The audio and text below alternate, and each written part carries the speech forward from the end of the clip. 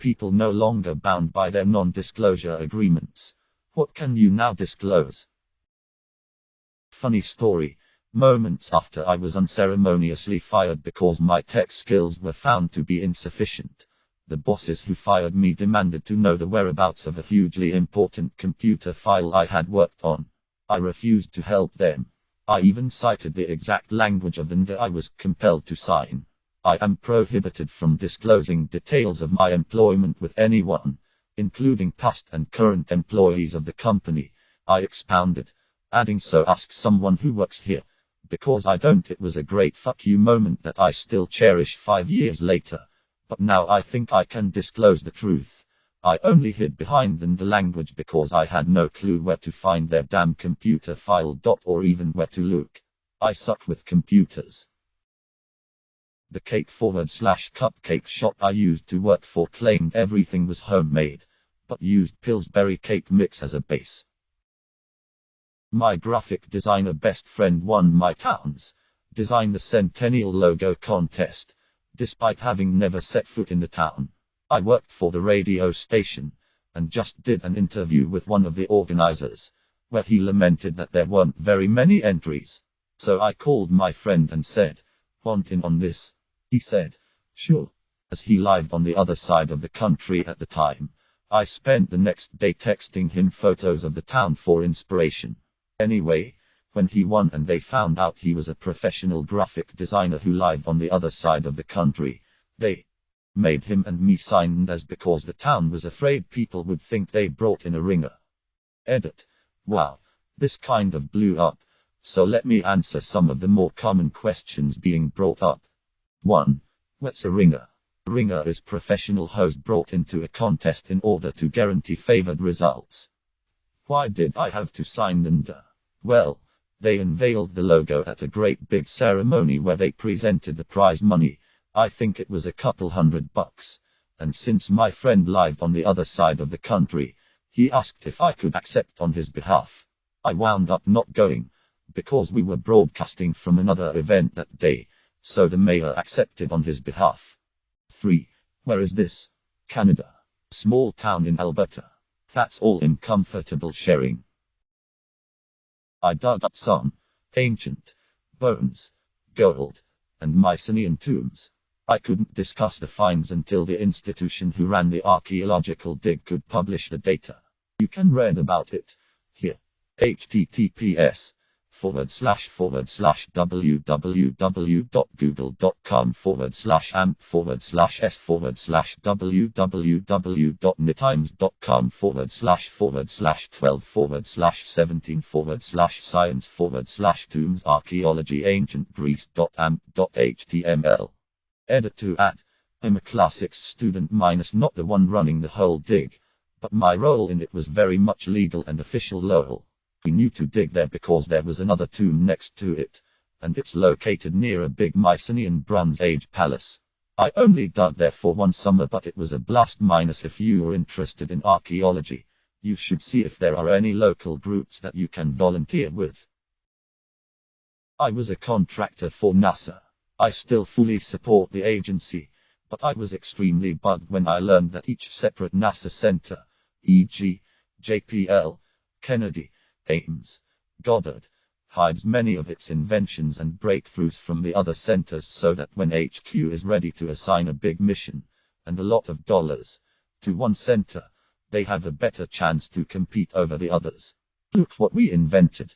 Ames can't do this over there. Give us the next moon orbiter. The downside is that there is a ton of reinvention and duplicated efforts going on. Sometimes years of work go down the drain when another center does the same thing faster. My perspective was, you all work for NASA. Share knowledge. Collaborate. I was frequently ordered to tone down anything revealing when speaking to other centers. As a lawyer, I've viewed a lot of these in tort settlements. The most common use of NDA is to keep the award amount quiet so everyone won't sue the company hoping to get that sweet settlement money. Edit. Several people have bumped me about their NDAs, and if they can talk about this or that. I am not your lawyer. I don't give legal advice to non-clients. You shouldn't take legal advice from strangers on Reddit. But it's called a settlement because you settled the matter. Let it go. You got the hush money, now do the hush. I used to do data analysis of revenue management for some big companies. Many companies have no clue about their data or their revenue streams. I'm talking several $1 million of revenue disappearing in the pipeline and no one knowing what happened with it, or even caring really.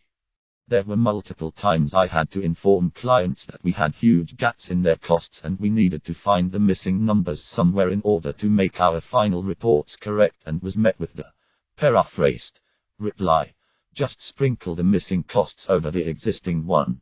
We just want the final total to be correct. All the companies cared about if the amount of money they have at the end of the year is higher than at the beginning, and anything that happens in between is inconsequential. I objected at first to my bosses, saying that what we were doing was incorrect, but they said to just do as the client said. In the end, I got disillusioned, and whenever our clients came with requests that made no mathematical or logical sense, I'd just execute as requested and let their analysts figure out later that the analysis they paid 6 figures for was basically nonsense. I didn't care, because I had documentation of all their requests and my objections, which were thoroughly ignored. I had a few cases where clients came back disgruntled several months down the line after some in-house analyst had done a deep dive of their data and came up with objections that I had pointed out months before. I'd usually dig up the relevant emails and clear my name. My choice of action was to tell them to pound sand, but my bosses always bent over backwards for clients, so we'd have to do the cleanup I anticipated. In the end, I learned most of our economy is held together by duct tape and wishful thinking. At most 10% of people working at big companies are competent and carry the bulk of the work, and rarely are the competent ones the ones in charge. Edit. I want to clarify something for everyone who's talking about embezzlement and people lining their pockets. I can assure you that in the data I was working on, this was very unlikely. The money streams I was analyzing went to other companies as costs, so if they had literally disappeared, someone would notice. This missing money was really just a case of utter incompetence. People just too lazy or stupid to properly keep track of what goes where. I'm sure that if we got all the data from partnering companies, we would eventually be able to track everything precisely. We were unfortunately limited to whatever data our clients provided, and we would rarely get data from other companies as they're quite privy about sharing it with third parties. This rant was not about corruption but rather incompetence. You know, NDAs are only good if you have the money to sue. Worked with a company that didn't pay me, so I told them then NDA didn't apply. They threatened to sue. My response: you can't even afford to pay me. You sure as hell can't afford to sue. Well, this is already public knowledge, and they forgot to have me sign an NDA anyway. But Savannah College of Art and Design's Ombudsman Sophia Bagnoli, the independent person who's supposed to represent students in cases of unfair treatment by the school, married one of the school's vice presidents too, and is now Sophia Aletto.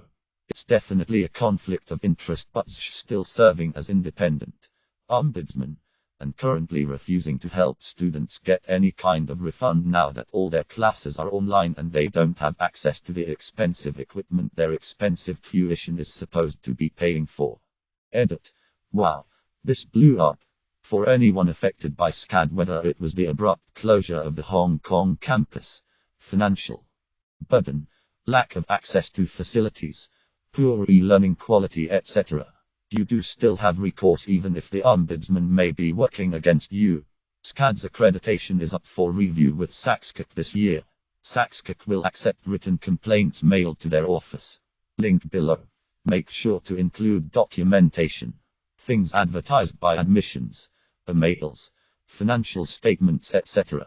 That, unfortunately, seems to be the only way to make them improve. https://saxcac.org/documents/ keyword = complaint and type = policies. Edit 2. Sorry, I almost forgot. There were a large number of Chinese students who were accepted and given the standard due date for their enrollment fee of a few months, but then, after the outbreak of COVID-19, Received another email from your admissions rep demanding payment of the enrollment fee within 3 days. That is not okay. Whether you paid the fee or not, please take the time to file a complaint with Saxcook and send them that material, both the acceptance documents and the later email demanding payment in 3 days. When I was fired from Auntie Anne's in 2010, I signed a 10-year non-compete /under contract, promising not to detail the baking secrets or work for another pretzel establishment. Well, that ended this year, so now I can run out and start a pretzel store because the secret I was keeping was making pretzels literally requires 2 products. One of them being water and the other a large bag of pretzel meal /dust /powder. Quite literally anyone with $2,500 can start a pretzel stand and make perfectly fine pretzels. It's not difficult whatsoever. Edit. I signed the letter when I was hired, but I got a copy with my termination letter. I think I'm finally ready to let the world know my secret. If you've ever used Verisat minus the loading spinners you see when the report loads aren't waiting for anything. People kept complaining that reports were coming back too fast, so it must not be working right. It doesn't take long to complete a few hundred Google searches simultaneously, so the loading spinner just makes you wait a few seconds longer so it feels like more is happening. So glad to finally get that off my chest. Bonus fact. Edit. I also added applying phlebotonym, reticulating splines, and looking for cat memes as random loading messages, but they wouldn't let me do, harassing at @TedCraz on Twitter. Subscribe, like and comment if you hate outros, begging you to subscribe, like and comment.